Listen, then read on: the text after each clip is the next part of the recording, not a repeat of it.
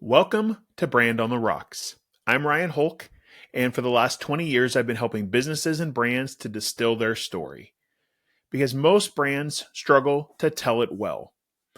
If you've been watching for a while, I usually have 3 different kinds of episodes. There's straight up episodes that are just me.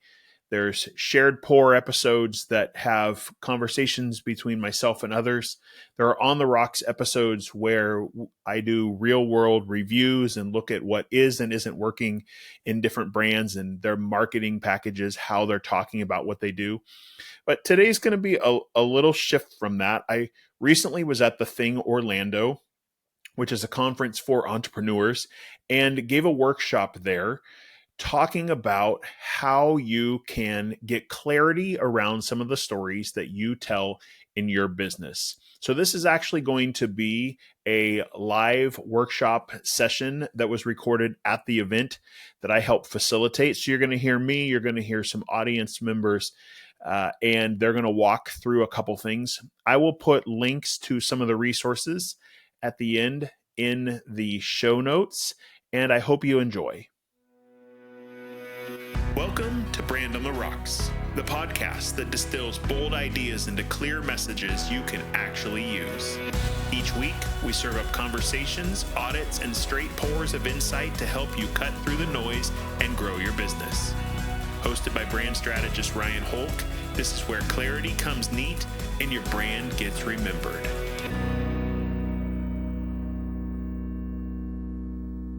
My goal here is that in the next really probably 45-ish minutes, we're going to work on some clarity on some specific things within your business. Okay, this is not going to be a creative session. This is going to be a clarity building session. And so I am curious, how many of you grew up in families that camped? Anybody? Okay. When you camped, what kind of things happened while you were camping? Lots of s'mores and hot dogs. Lots of s'mores and hot dogs? Campfires. Awesome. Campfires? 24 hours in the shower. Yes. In a shower that never really got hot. Correct. Yes. Okay. Anybody else? Sweeping the tent. Sweeping the My tent. grandmother kept that thing as clean as her living room floor. Yes. Totally and completely. Anybody else? We rode bikes. I'm sorry? We rode bikes. You rode your bikes. Went Okay. fishing.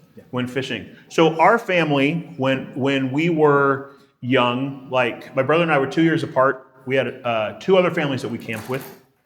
And we were all the families had boys that were within like 4 or 5 years of each other.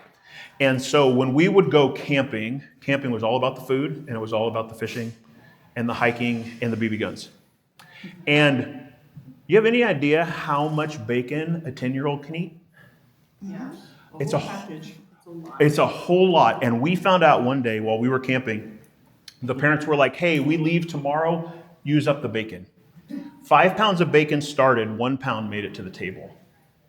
We blew through that bacon. And it was, for us, camping was one of those moments that had a lot of memories to it. And partly it was because my dad grew up in a family that had that giant tent that you were always sweeping out. It was an army tent, like Korean War army tent. And we spent a lot of time around the campfire hearing stories and telling stories. Stories that my girls now call the lore of the family. I call them tribal stories. They're the stories that my dad was is an amazing storyteller. Spent years studying story, spent time with Pixar people. Like, what does it take to tell a good story? And when he would tell a story, everyone around the campfire was engaged. And it was the first opportunity for me, and I didn't realize the power of it at the moment, but the opportunity for me to realize how important stories are and how memorable they make our experiences and us.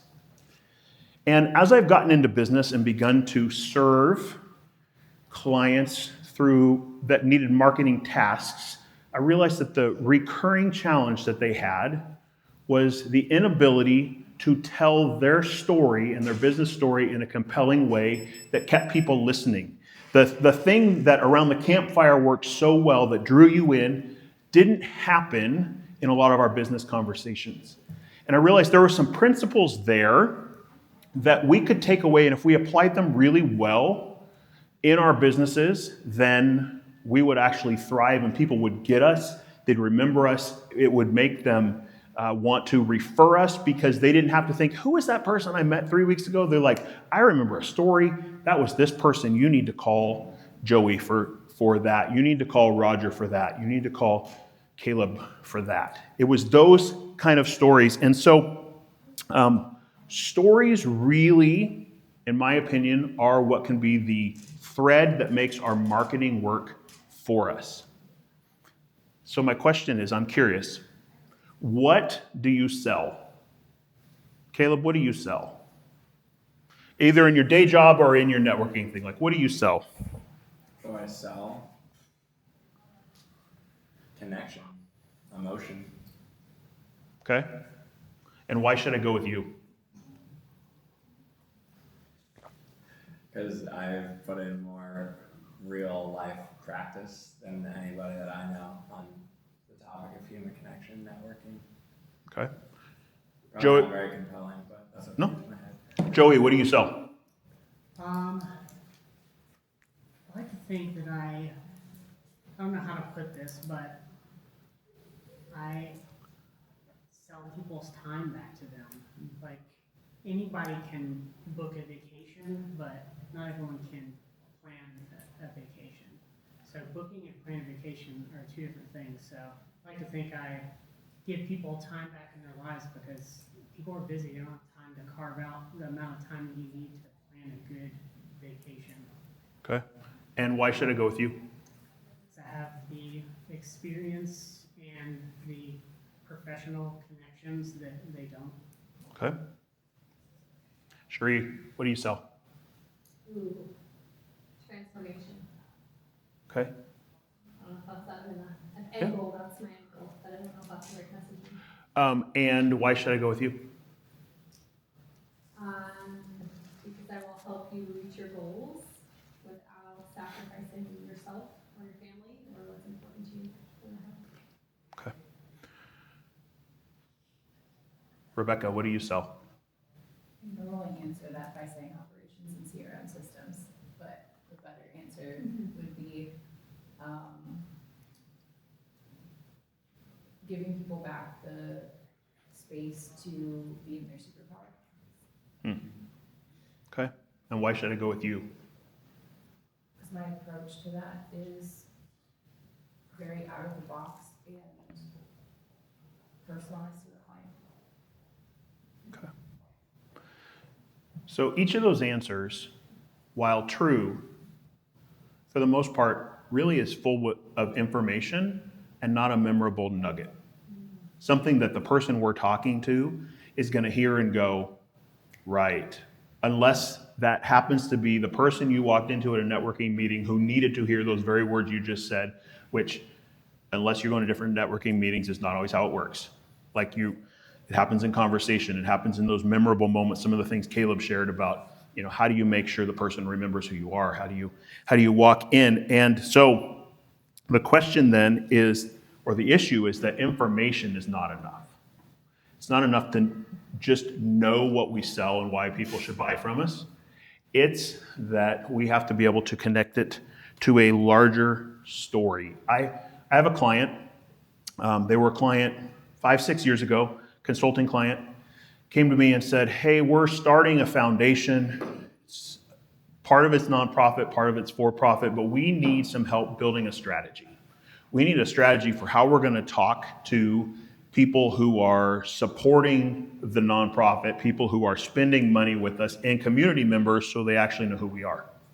So we built out a strategy, built out some things, and we passed it on to a PR team. And the last 3 years, the PR team has run with it. One problem. The PR team lost the narrative. They lost the story. It became about the information that needed to be conveyed, not the heart and the passion that made people emotionally connect with it.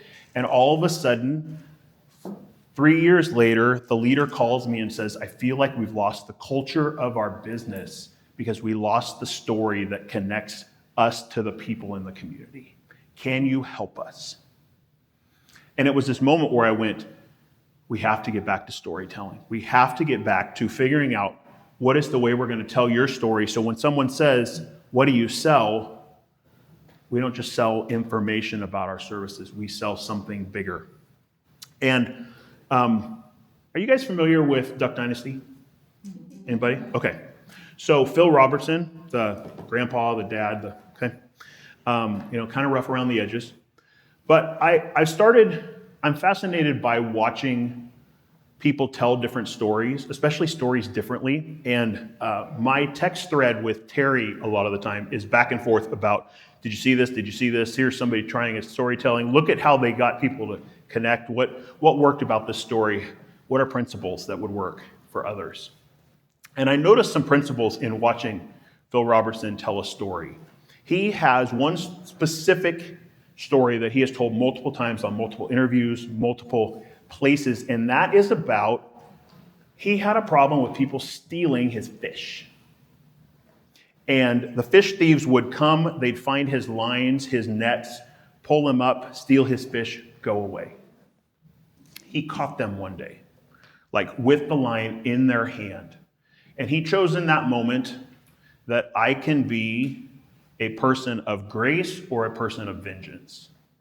And he chose to be a person of grace and say, I will give you the fish if you need fish. And in the future, don't steal, come and see me. This is where I live. And I will give you fish. And he said an amazing thing happened in that moment is that people stopped stealing from me and they just started talking to me. And I've heard him tell that story now in a bunch of different situations. And the amazing thing about what he had to share was that the length of the time, the audience changed, but the core elements never did. Someone was stealing my fish. I decided to have this kind of response. Here's how they responded at an end. And I realized there's a storytelling hook here. And it comes down to this. If you can use a simple outline, it will give you the flexibility to walk into a space and know I only have 3 big ideas in that case that I need to share. And if I've got 5 minutes, I can fill 5 minutes with the details of the story. And if I've got 90 seconds, I can fill 90 seconds with the detail of the story. So he used a simple outline and he adapted the delivery based on who he was talking to and when. And he was able to do that because he knew his story well enough that, once again, I only have to have 3, maybe 4 points that I got to make, and we're going to deliver this thing easily. And then he made it his. He made it, so in our case, it would be making the story ours.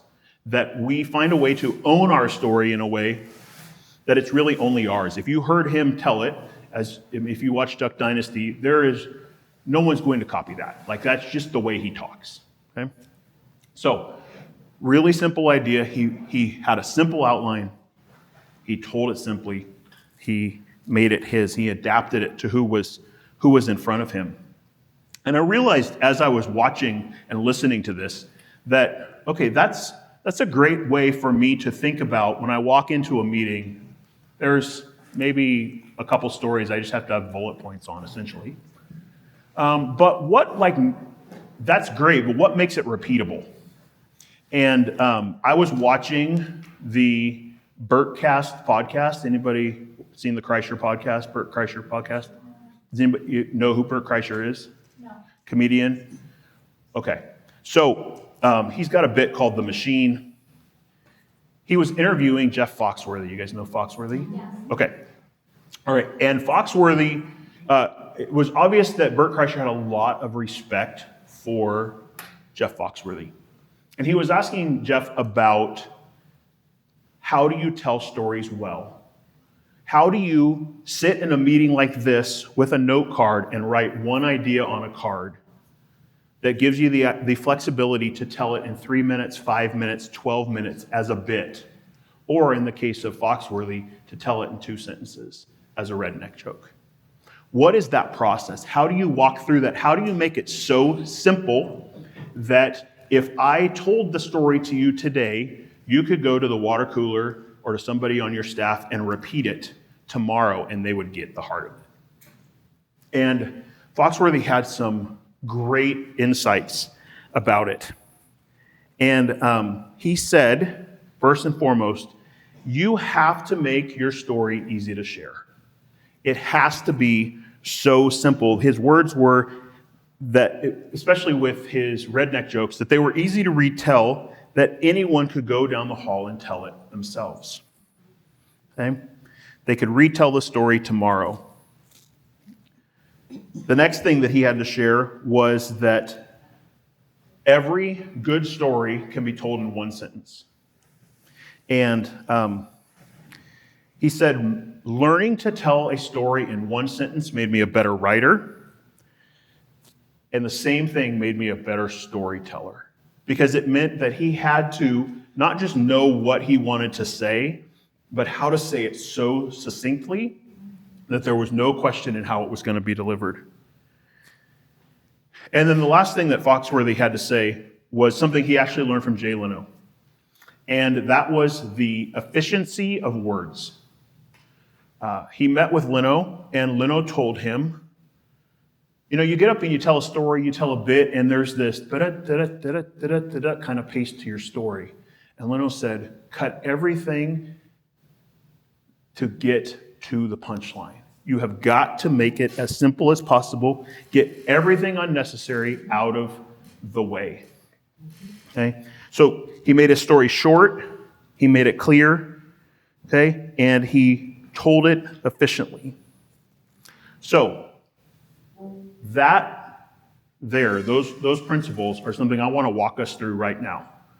And I've got some handouts, and we're going to spend the next few minutes actually walking through a storytelling flywheel. Yep. That I've been working on. And here's the thing.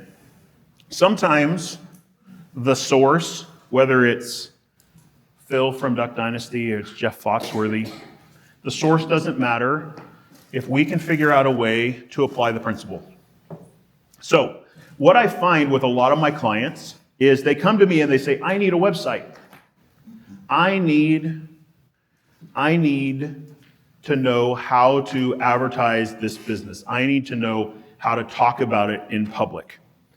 The problem is they usually come looking for a solution and trying to solve something that's not the real question. The real question is, how am I going to tell this better? How am I going to tell this so clearly? It doesn't matter what means I use, what channel I use, I'm going to tell it clearly. And the heart of it comes down to, I probably should be looking at one of these, comes down to a couple ideas. We have got to pick a dang story to tell. Here's part of the challenge. Some of us, we have so many options of what could be told, we try to tell everything.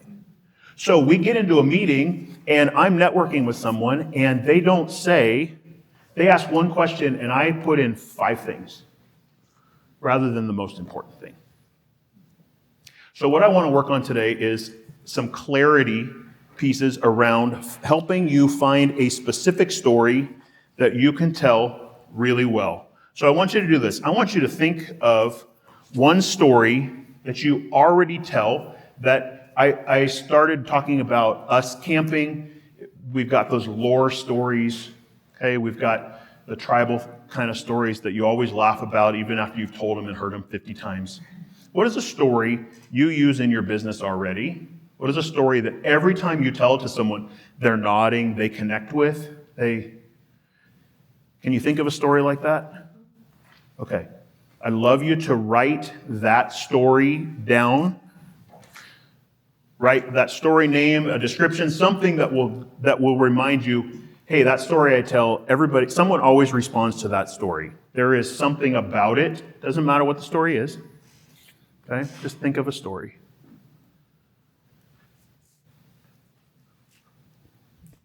A couple things maybe to help you is pick something that's true to who you are. We talked about that idea several times this weekend.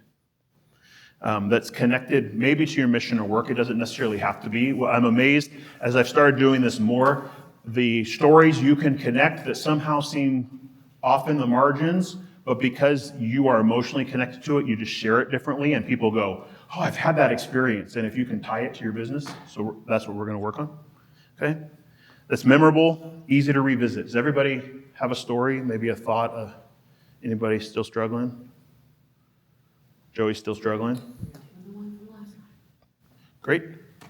Diana and I started talking through this last night. She's like, I got a story. So you're saying it can be any story, it doesn't have to be related to your business? It really could be any story. For instance, Diana, can I use you as an example? Tell just 3 sentences your story. Or shortly. I basically beat my brother in the face with a turkey sandwich when I was about 9 years old. He wanted me to get in trouble, and my dad said, she gave you no warning. Okay. So we all chuckled. I think it's hysterical, mostly because I could see myself or my brother doing that very thing to each other. We threw food at each other. My mom hated those moments, but okay. So that is a story that could be a jumping ground to all sorts of things. So is there something in your life that you go, hey, I could maybe use that story in my business somehow. I could use it in my relationship somehow. Joey, did that help? Yeah. What'd you got? The time David Dollar and I rode every ride at Disney World except one in one day. In one day. Wait, you did all 4 parks? Yeah. Somehow I missed that. Wow. 47 rides. Okay. It's doable. Anybody else got a story that they wouldn't mind sharing? 2-bit bug.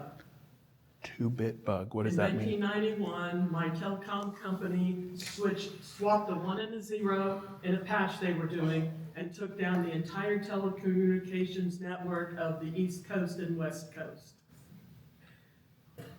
Okay. I feel like that was Xfinity like 12 times in our area recently, but okay. Yeah. For more than 24 hours. Wow, that's all. Anybody else? Quick story. Caleb. 2 months before COVID happened, I moved to a new city with the desire to build a strong community around me, and then COVID happened. But as I started building a community, I realized everybody else wanted the same thing that I wanted, belonging and community.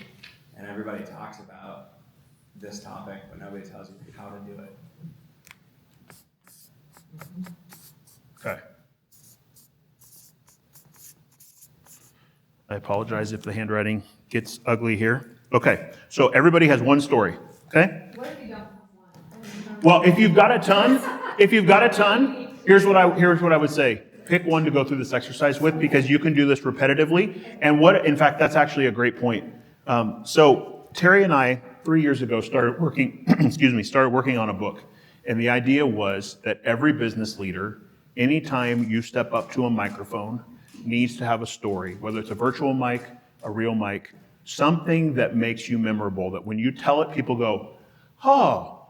Okay. Roger talks about funny toilet stories. He made allusions yesterday to Squatty Potty that half the room missed, but a couple of us were like, he just did Squatty Potty, okay? All right, because those kind of things just make people, they perk people up, they make people smile, whether it is pertinent to the exact point you're trying to make in your presentation, it also helps just keep people going with you.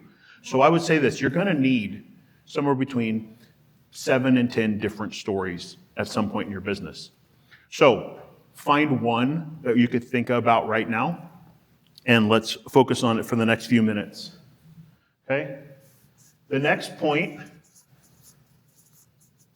is know what it proves. And here's what I mean by that. You have to know why the heck you're telling this story. Okay? Phil Robertson had a story about fish being stolen.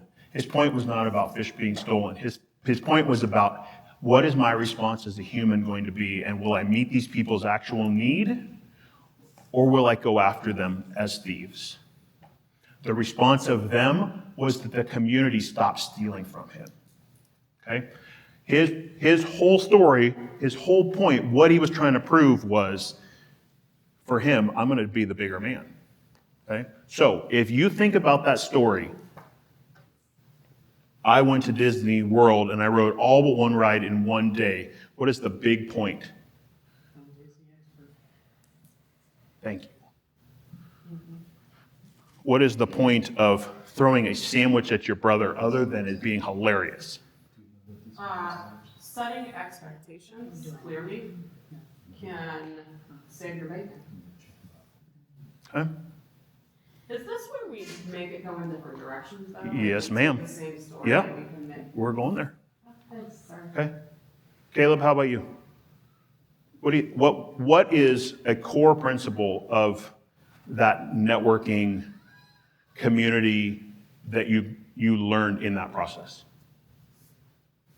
That it's way easier than people think it is to make people feel seen and heard and valued. Thank you. Okay. All right. So if you know what it proves, okay, it doesn't have to be, once again, specific to your business. Okay, the whole idea here is we're trying to find a way to connect with people, to create a hook that connects us to people. Okay? All right. Now I got that song in my head. Thank you all. All right. So here's the next point. You're going to distill it down. For those of you who don't know, my brand is Distill Your Story. Because this is where the work happens. Okay?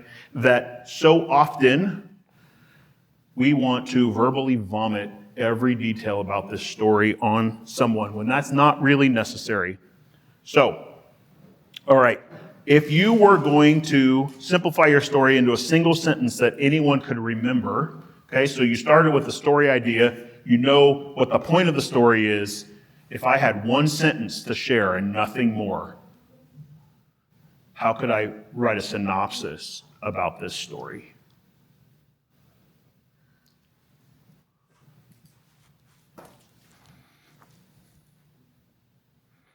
The goal here is, like Foxworthy mentioned, just be efficient with your words. Figure out how am I going to say it. You know, all of his, you know, he didn't start with you might be a redneck if. He started with if you've ever peed in the pool when you weren't in the pool, you might be a redneck. Okay? That was the delivery, but you've all seen a kid pee in the pool, most likely. Okay? So, or done it, right. And so it's funny, but he told the backstory on how I got there. And the backstory was like 60, 80 words, but they aren't gonna hang on to that.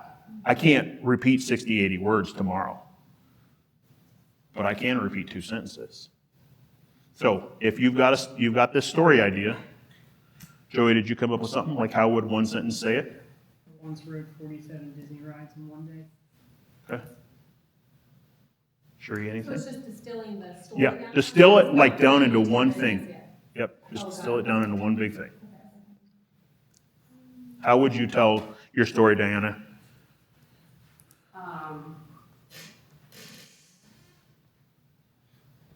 I'm not good at this. I actually think you are. For Way other better at- people, wha- For other people. That's fair. That's fair. I keep thinking of it as, I'm thinking of it right now as an intro. Let me tell you what beating my brother in the face with a turkey sandwich taught me about setting There you go. expectations. There you go. Okay. All right. A single software defect almost lost us our company. Yes. Yes. Caleb, how about you? I think it's tough for me because mentally I'm battling between like the intro of so somebody asks me, "Oh, what do you do?" Yep. and versus telling a story. Right. I mean, I know that they can be the same, but I'm not sure. Can you release the pressure for them to be the same? So I had somebody on my podcast recently, and he's been a friend for years. And I have if you were at previous things, you saw me kind of present how do you do your intro story kind of idea. Essentially, it's like a networking idea, but so you're memorable and it's repeatable.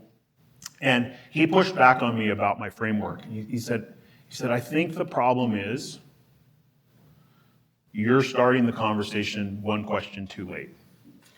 He said, I lead with a funny intro or a funny connection that creates a hook that they can't say no to asking more questions about. I think that's the style I use. Yes, that's what you just did. Yeah. And so sometimes I have to think about this like, okay, well, how would I get into this story? Now, if I had done this slide presentation, my opening line was something to the effect of, how much bacon can a 12-year-old eat? Right? Not because I'm going to talk about bacon, but because I need you to just start thinking about camping. Well, that feels weird in a workshop setting, but I know camping is a core story and a part of my story. Really, it's the family time that is, but that one story, I could go a ton of places if I know what I'm trying to prove with the story, and that's where we're going to try and get today. Lori, how about you? Well, I was thinking more specifically about the hook. Yeah. That causes people to be more intrigued to ask more questions. Yep. And the thing that kind of keeps coming back to my mind is how flooding my bedroom with 300 gallons of water taught me to build business brands. That is, yes. Yes. Okay. That is exactly. People would be like, what? What? Yes. That's what I just said. Yes. Sorry, what? Okay, so my buddy's intro who pushed back on with me is, I peel digital onions. And I'm like, what are you talking about? And he said, well, I do digital marketing, but everybody does digital marketing. The problem is no one helps you figure out how to peel the onion in a way that makes sense in their business. I'm like, that's somebody I keep talking to. Okay? You are. But if you said that in your context, people would kind of go, For some stuff I'm working on. yeah, maybe so. Yeah. For, Yeah. and we talked about. Okay, his comment to me, when I asked that, he said, so what do you think? He said, you are a wine barrel for stories. And what happens in the wine barrel? It ferments the entire process. So you've gone through this whole distillation process, and it goes and it sits for an allotted amount of time and essentially marinades. And it becomes that product that's highly valued in the process. I'm like, oh, okay, that's solid. Okay. All right, so we have a sentence, sort of, kind of. Okay. Share mine really quick? Yeah, please do. I feel like it's not, especially because you guys have heard my speech, I feel like there's something missing. I'm an aspiring swimmer and missed the Olympic team because of one belief. I would say this, how one belief made an aspiring swimmer miss the team.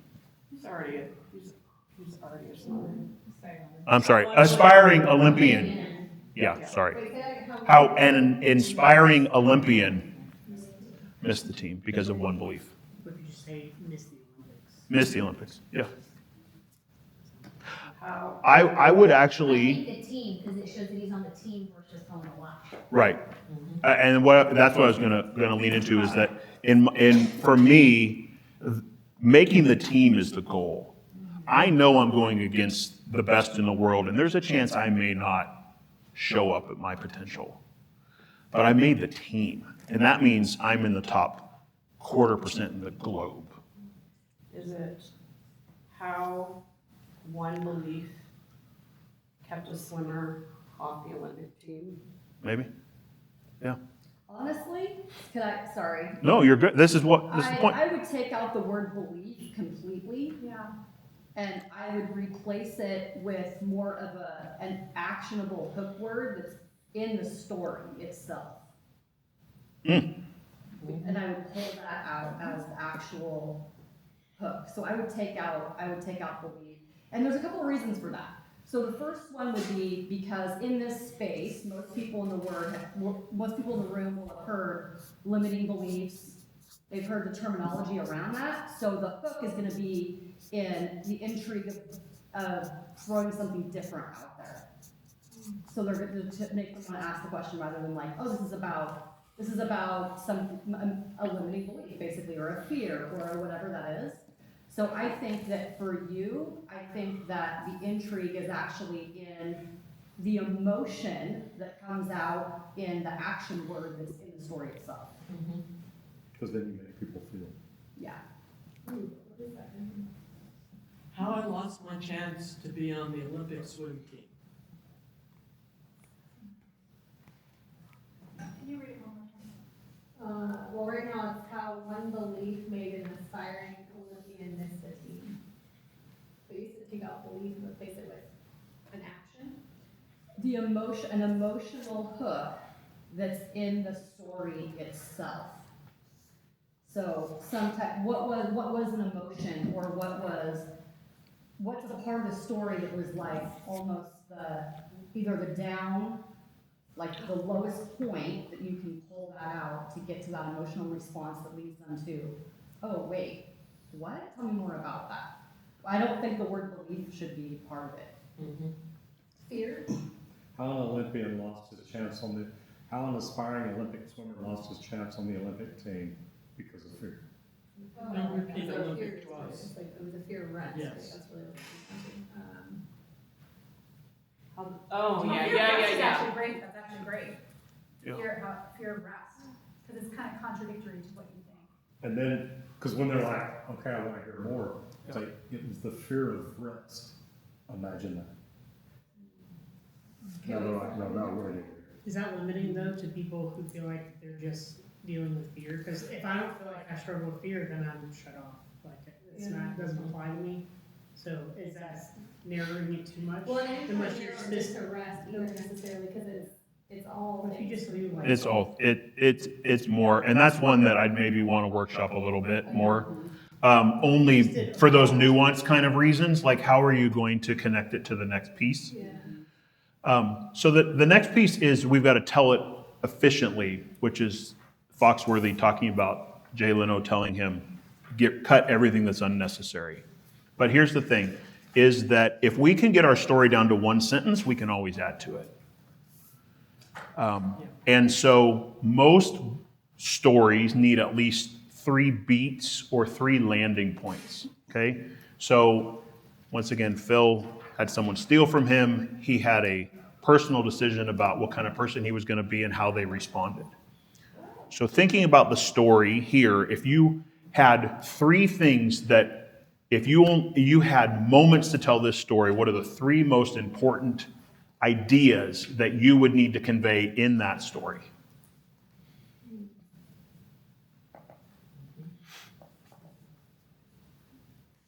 Good question.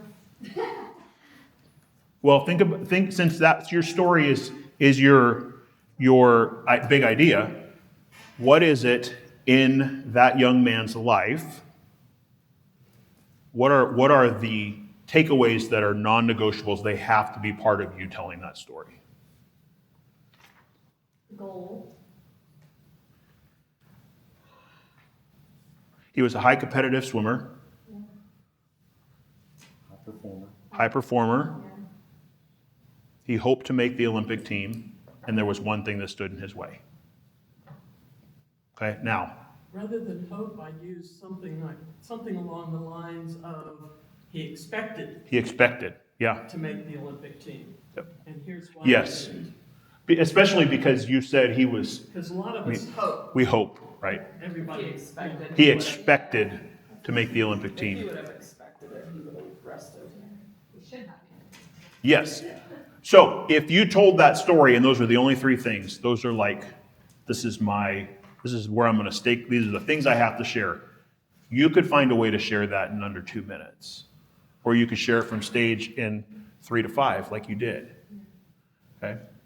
So, Joey, if you were going to tell that story of you and David Dollar, what are the 3 things that you have to make sure you convey? That I know Disney, a lot of planning was involved, and it was a success. Money. It was an experience of a lifetime. Yes. And here's you guys did that as a fundraiser, right? Yeah. So here's the cool thing. In the right room, you could add info about the fundraiser. But in the wrong room, you don't even need to talk about that because your goal is to connect it back to who you are as a person. What we talked about at lunch and your business pieces. Why are you, in your case, worthy of that fee that it costs to use your services. Okay? Anybody else want to share what their 3 points would be about their story? I have a quick question. Yes, ma'am. I boiled it, I mean miraculously, Okay. for me. Boiled it down into one sentence. Okay. Right? Is it worth telling it just in one sentence? There will be moments where one sentence is all you get. Okay. There will be moments where one of my big thoughts and realizations in this process is that there are moments when you have 15 seconds and there are moments when you have 5 minutes. But you have to know, why am I sharing this, and what are the most important things to convey in the time allotted. And part of that is reading the room. Like if you get halfway in a story and you go, I lost them. Tell a different story. Tell a different story. Okay? But what allows you to tell a different story in that moment is that you only had to remember the 3 main ideas of that story to get in and out of it. And all the details are based then on, if you realize you got the audience and they're like, yes, keep talking. But if you see people, especially after lunch, and the eyes are starting to droop and you're like, bail. Like, let's get to the end point. Okay? So, 3 ideas? Yep. I chose a fun story. Yeah. I said out loud to myself, this year I want to go to the Academy Awards. 5 days before the event, the invitation came out of nowhere. And then there I am on the red carpet with Chiwetel Ejiofor stepping on the train of my dress. Is that a legit story? That's a real story, but I probably would keep out the famous names. It feels like a name drop. Although sometimes I do tell them, yeah, anyway. Okay, tell your story slow enough people can hear it. What was the name? Well, I went over it really fast, Roger, because I really didn't want you to hear it. Like I was like trying not to name drop. Just let's Well, be honest, if you're gonna say the name, make sure you say it where people can hear Yep. it. Well, Say it with gusto. I don't have a famous person's name in it, but do you want the whole thing? You just want the last sentence? Oh, go ahead, do it all. I said out loud to myself, this year I want to go to the Academy Awards, just for fun. 5 days before the event, the invitation came out of nowhere. Then, there I am, on the red carpet the following week, with Chiwetel Ejiofor stepping on the train of my dress. So I think one of the important, I always think about the emotional Yes. connection to everything. And one of the important points I think to think about is that the 3, because we're talking about 3. Yeah. The 3 different aspects of whether it's a sentence or 3 sentences or the story or whatever, is that every aspect of that needs to take your audience through an emotional journey of the story so that they can picture themselves emotionally connected in that. So even though you only made 3 sentences, there was a very different emotion that was attached to each one of those sentences so that they could visualize themselves in that story. And it's missing the emotion? And it's missing emotion? That's my question to you. Was it missing No. emotion or having too much No, emotion? no, not at all. I'm saying that it doesn't matter whether you're speaking for 5 minutes or if you're telling a story for 10 minutes or, that doesn't matter. Each one of those 3 main points has to have a very specific emotion attached to it that threads through the journey that you want to take them through. So I didn't think I was going, and then suddenly, 5 days before the invitation came out of nowhere. Right. Okay, got it. I didn't think I was going. Yeah. So think about the elements of your favorite Yeah. movie or your favorite book. Right. Or how you get emotionally invested into the story. And there's certain pieces of that you have to remember when you're the one communicating the story. You want your audience to feel that emotional connection in the main points that you need to make so that they can picture themselves in all of the different emotions so that they can feel the point of what it is that you're saying. Very cool. I made an edit. Thank you. Here's one good thing about doing this. Any of y'all thinking about doing social media? Yes. These are titles for your video. Yes. Yeah, Because the first thing you want to do is create the curiosity. Yep. Oh my God, I got to know what they're talking about. right. And then your thumbnail needs to tell the story without any words. Because this thumbnail's the stop sign. It's going to make them stop. Right. Then when they read the title, they're like, I got to watch it. Right. So, and thank you for that great connection, because when we can figure this out for the stories we need to be telling, not the stories we want to tell, but that we need to tell, that our clients actually need to hear, all of a sudden, these elements, like I said it in one sentence, there's my X post, there's my thread, there's my intro on a Facebook, there's the initial hook. I know I've got 3 big ideas in my LinkedIn post about this that's going to send you to the blog about it, or it's going to send you to the YouTube, or it's going to whatever, because you've gone through the process and gone, oh, I can share this short or long. Yeah. But I still get to the end result. There's also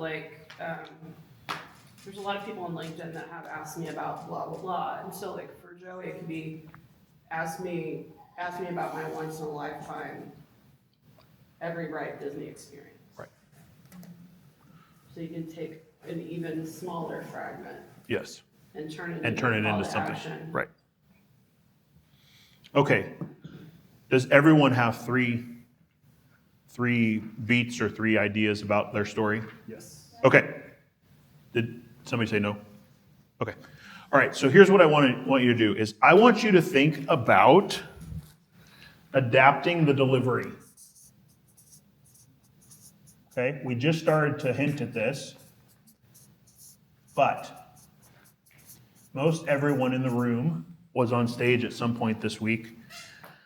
There's a couple, 3 of us who weren't. But the reality is these stories, for them to work best for us, they've got to work in multiple ways. And so I would love to have you think about, and you can write it if you want, you can outline it. Think about, if I was going to tell this story to a customer,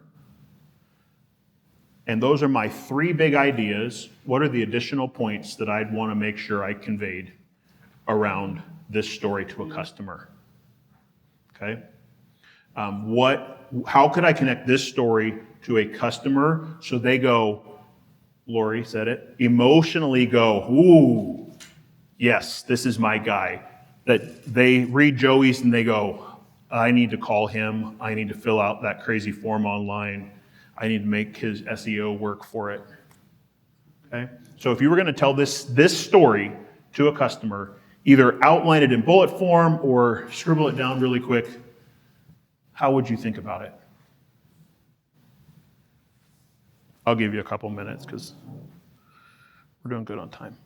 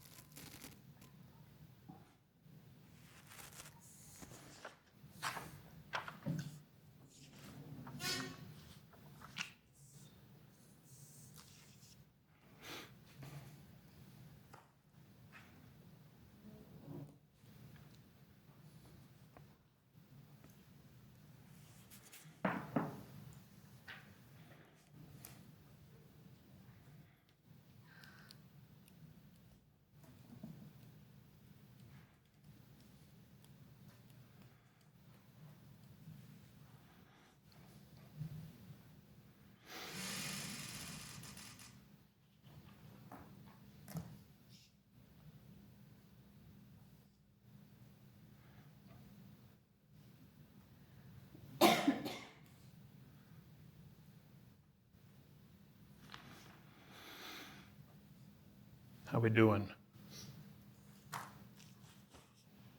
Got some rough ideas? Need a couple more minutes?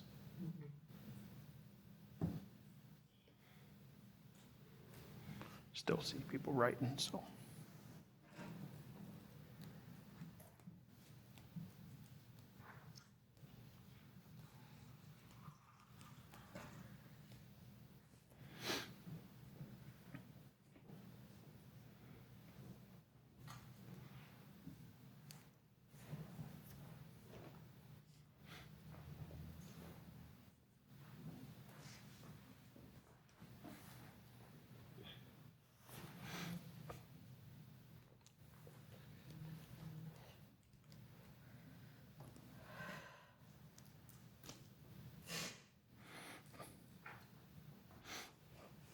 Okay.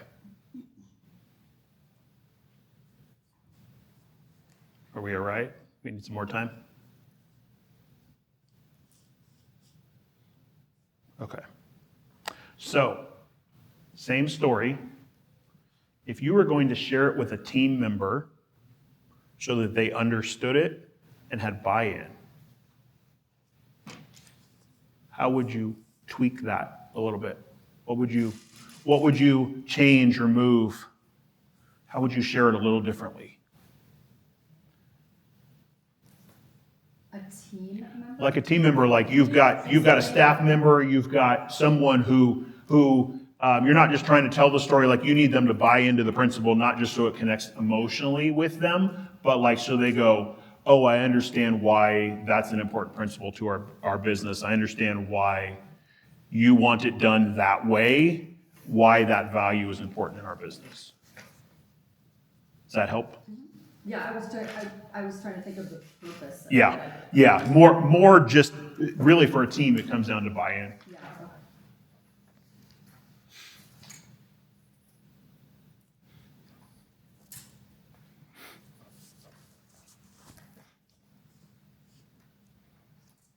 And the goal here is just for us to begin to think, same story, I'm just adapting it, just figuring out in this context, how can I reuse this sucker so I don't have to keep starting over again all the time? Because one story told 50 times is a whole lot better than 50 stories told once.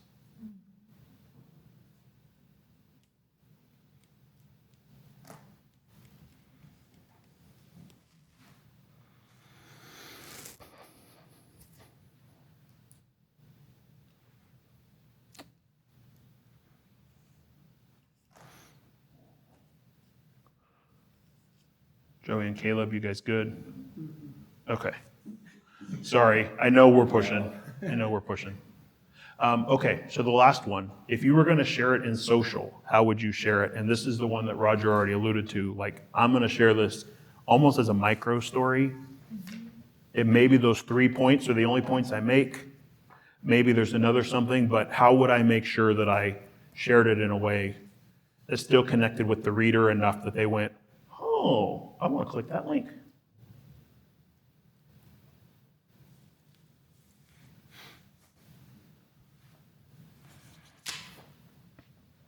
There's a little more space on the back of that page, too.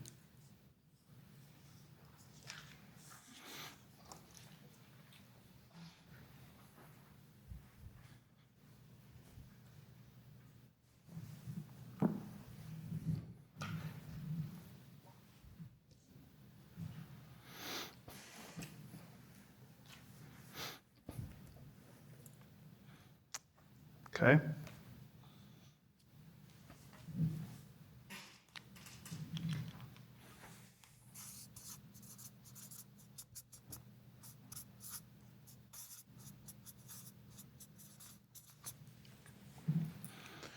So the last point in this idea, sorry, I'm not going to, okay, is that you commit to actually repeat this crazy story. I can't tell you how many times I work with a client and we figure out, here's what the messaging is going to be. And the following week I go, what happened to the messaging? Like, we just worked on this.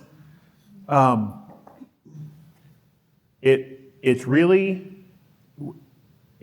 painful to go through the process to figure out how can we communicate with clarity and in a way that people will remember us. So when we do the work, it's important we actually commit to make sure we're going to share the work. So my challenge to you would be, and feel free to sign this if you want, but think about this. How are 3 ways that I could share this story in the next 7 days? There's some ideas there of places you might share it.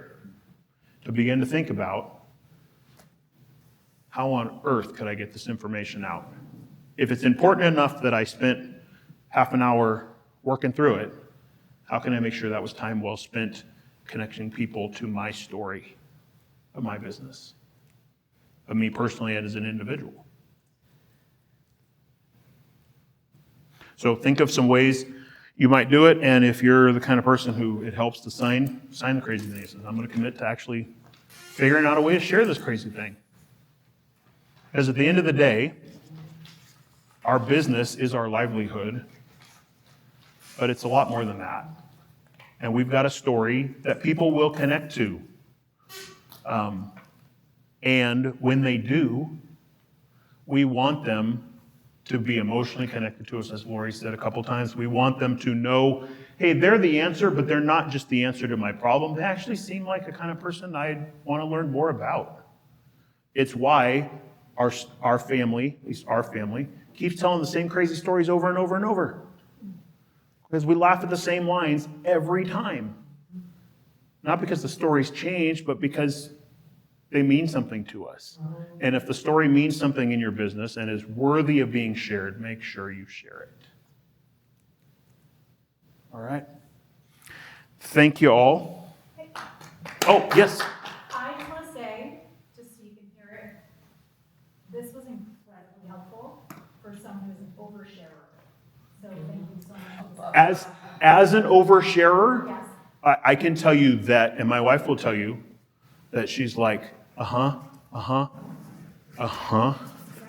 that one of the most painful things for me is to walk through a process like this, because in my ADHD mind, I don't know if I share the detail, and I will come back and share the same detail again.